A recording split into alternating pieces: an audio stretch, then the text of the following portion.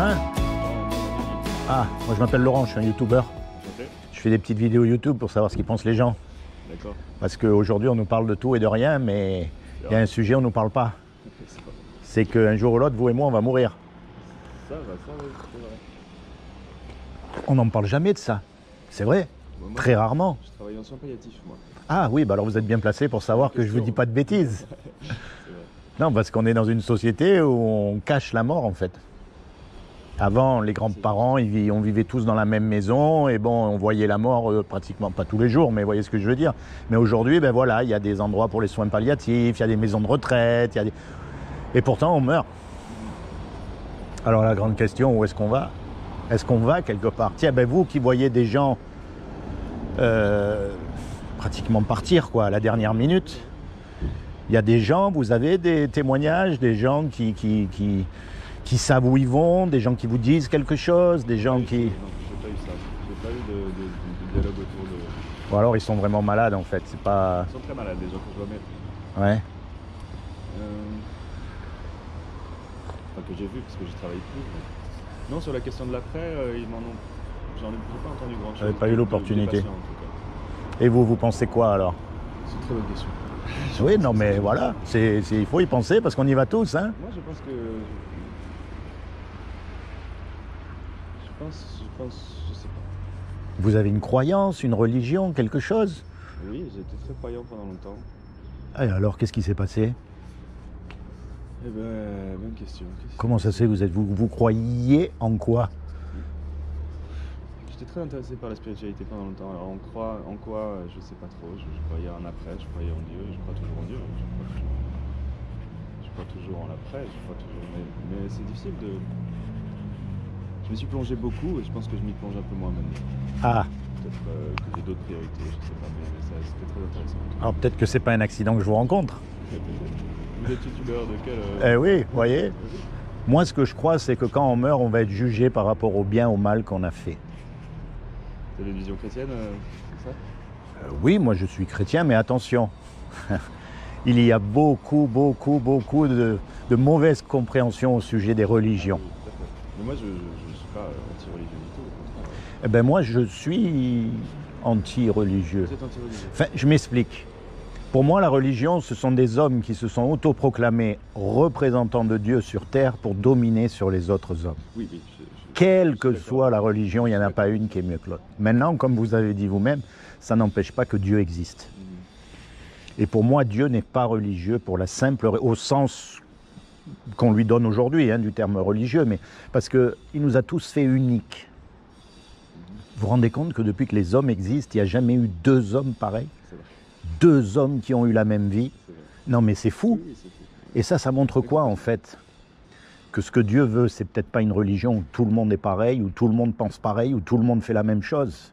S'il nous a fait uniques, c'est peut-être que ce qu'il préfère, c'est une relation unique avec vous. Parce que vous avez subi des injustices que moi j'ai pas subies et vice-versa. Vous avez eu des joies que j'ai pas eues et vice-versa. On a chacun une vie justement. Et je pense que Dieu n'est absolument pas religieux dans ce sens-là. Oui, j'entends. Et d'ailleurs, c'est ce qu'il nous a montré au travers des Écritures. Parce que quand vous prenez par exemple la Bible, vous voyez que qui est-ce qui a mis Jésus sur la croix? Ce sont les religieux de l'époque. Oui. Et aujourd'hui, qui c'est qui nous repousse des religions? Ce sont les religieux d'aujourd'hui. On ne veut pas être comme eux parce qu'on sent l'hypocrisie, on sent le... Voilà, vous voyez, ben c'est un peu pareil. Et donc je crois qu'on va être jugé par rapport au bien, au mal qu'on a fait, quels que soient les hommes, hein, quelles que soient les religions, et pour ça que Dieu nous a donné une loi. Et cette loi, ce sont les 10 commandements. Et cette loi, elle est universelle en fait, parce que elle est inscrite dans notre conscience. Vous avez remarqué, quand on fait quelque chose de pas bien, on le sait. Mais c'est tout de même très relatif, ça, quand même. Par exemple, la loi dit, tu ne mentiras pas. Quand on ment, on sait qu'on a menti. On sait que c'est pas bien. Hein, même si on dit oui, mais des fois c'est pour faire le bien, on sait que c'est pas bien. Et cette loi-là, elle est universelle parce que tous les hommes ont menti. La loi dit, tu ne voleras pas. Qui n'a jamais pris quelque chose qui ne lui appartient pas? La loi dit, tu ne commettras pas d'adultère. Alors il y en a beaucoup qui ne sont pas mariés, qui disent là je m'en sors bien, mais non, parce que Jésus a dit quiconque regarde une femme pour la convoiter a déjà commis un adultère avec elle dans son cœur. Qui parmi nous n'a jamais regardé une image pornographique? Et c'est drôle parce que quand on le fait, on sait que même si d'un côté ça nous donne un plaisir, on va dire éphémère, on sait que c'est pas bien, qu'il y a beaucoup mieux. C'est vrai. Oui, c'est vrai. Donc cette loi, elle est vraiment inscrite dans notre être, dans notre cœur. Et on sait quand on la transgresse. Et justement, c'est cette loi-là que Dieu va utiliser pour nous juger. Et le problème, vous croyez que le pape, il n'a jamais menti? Ou qu'il n'a jamais remarqué une femme de... En plus, lui, ça doit être pire, il en est privé. Non, mais voilà, je veux dire, même le religieux des religieux, qu'il soit imam, qu'il soit pape, peu importe, il n'y a pas un homme sur la terre qui pourra dire qu'il a accompli la loi morale de Dieu. Aucun.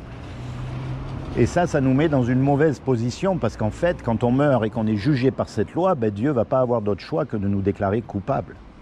Et s'il nous déclare coupables, sa sentence, sa prison, entre guillemets, à lui, c'est ce qu'on appelle l'enfer pour l'éternité. Et ça, c'est un endroit terrible, où il y a des grincements de dents, des regrets éternels, un endroit où personne ne veut aller. Et c'est ce qu'on mérite tous. Mais ça, si vous voulez, c'est un peu le diagnostic du médecin quand il vous annonce la maladie. Vous voyez, on est malade, on est mal, on n'est pas bon du tout. Quand on creuse un peu, on se rend compte qu'il n'y a rien de bon en nous. Ça, c'est la mauvaise nouvelle. Mais heureusement qu'il y a une bonne nouvelle dans l'histoire, parce que Dieu nous a créés. C'est Dieu qui a tout créé. Un créateur, ça aime ce que ça crée.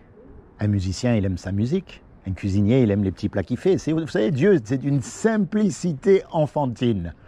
Et donc, quelqu'un qui nous aime, il ne veut pas nous envoyer dans cet endroit terrible qu'est l'enfer. Et donc, il a fait quelque chose pour que vous et moi, malgré qu'on soit coupables, on puisse éviter justement son châtiment. Et bien, ce qu'il a fait, c'est que, comme il n'a trouvé aucun homme de parfait sur la terre, eh bien, il est venu lui-même sur terre. Et il s'est habillé avec un corps qui est Jésus. Et il a dit, quiconque croit, il n'a pas dit de faire, il a dit de croire que Jésus est le Fils de Dieu et qu'il est ressuscité des morts, il aura la vie éternelle à mes côtés. C'est une question de croire. Imaginez, on fait un braquage tous les deux, les pieds nickelés. On va attaquer la banque, bien sûr, on se fait arrêter, on passe devant le juge. Et le juge nous dit, voilà, vous me donnez 50 000 € de caution chacun ou vous partez 50 ans en prison. On n'a pas les sous. Et on ne peut pas retourner en arrière pour effacer le mal qu'on a fait.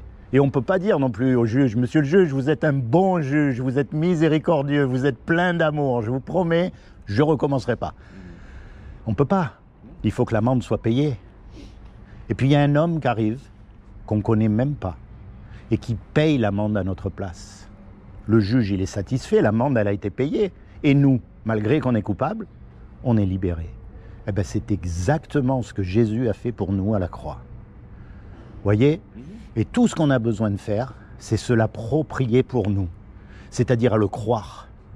Et à choisir Jésus comme notre sauveur. C'est pour ça qu'on l'appelle le sauveur. Pour le jour du jugement dernier. C'est aussi simple que ça. Maintenant, quelqu'un qui vous a sauvé de l'enfer comme ça, c'est une grâce, vous ne le méritez pas. Quand à son tour, il va vous demander un petit service, vous allez lui rendre du mieux que vous pouvez, c'est logique. Alors par exemple, la prochaine fois que vous êtes confronté au mensonge, vous allez dire là, si je mens, je m'en sors bien, personne ne va le savoir, ouf, j'ai eu chaud, enfin toutes les excuses. Mais dans votre tête, vous allez dire, attends, Jésus, il est mort pour mes péchés. Je ne peux pas continuer, c'est comme si je lui crachais à la figure, parce que lui, il m'a sauvé. Et je ne le méritais pas, et il ne m'a rien demandé. Donc je ne peux pas continuer à faire ça. Et ça, c'est ce qu'on appelle la repentance. C'est-à-dire, vous choisissez de faire ce que Dieu aime et vous repoussez de toutes vos forces ce que Dieu n'aime pas. Et ça, c'est le salut. Voyez ? Ça, c'est ce que je crois fermement. Voyez ? Et il y a un livre d'ailleurs extraordinaire qui est la Bible. Alors je sais, en général, dès que je mentionne la Bible, c'est soit les sourires, soit les... Non, mais on a la mauvaise image de ce livre. Parce qu'en fait, on pense que c'est un livre religieux. Alors qu'en fait, c'est un livre historique. Et aujourd'hui, grâce à l'archéologie, qui est une science quand même, on peut vérifier que des batailles, des lieux, des personnages, ça s'est vraiment passé, quoi. Alors on ne peut pas tout démontrer, c'est pas vrai. D'accord ? Mais dans ce qu'on a démontré, on n'a trouvé aucune erreur. Ce qui nous laisse raisonnablement penser que le reste est vrai aussi. Et puis ce qu'il y a aussi d'essentiel dans ce livre, ce sont les prophéties accomplies. Parce que faire une prophétie, c'est facile. Ouais, dans 100 ans, c'est la fin du monde. Ah, ça c'est facile, mais il faut que ça se réalise. Eh bien, dans la Bible, vous avez toute une série de prophéties qui ont été annoncées il y a 2000 ans, il y a 3000 ans, et qui se sont réalisées sans aucune erreur, encore une fois. Ce qui nous laisse raisonnablement penser que les autres vont se réaliser aussi. Et c'est comme ça qu'on peut croire qu'il y aura vraiment un jugement dernier. Vous voyez, ce n'est pas une foi aveugle. C'est une foi qui est basée sur des faits. Et moi, c'est ça que je vous encourage à faire et à chercher de tout votre cœur. Pas de croire comme ça ce que je vous dis, non. Mais de vous-même quand vous êtes tout seul. C'est là où vous cherchez Dieu. C'est là où vous lui parlez. Vous lui dites vos doutes, vos questions, même vos déceptions, même tout ce que vous avez dans votre cœur. Parce que la vraie prière, c'est quoi? C'est pas de réciter des poèmes déjà tout écrits, c'est ridicule.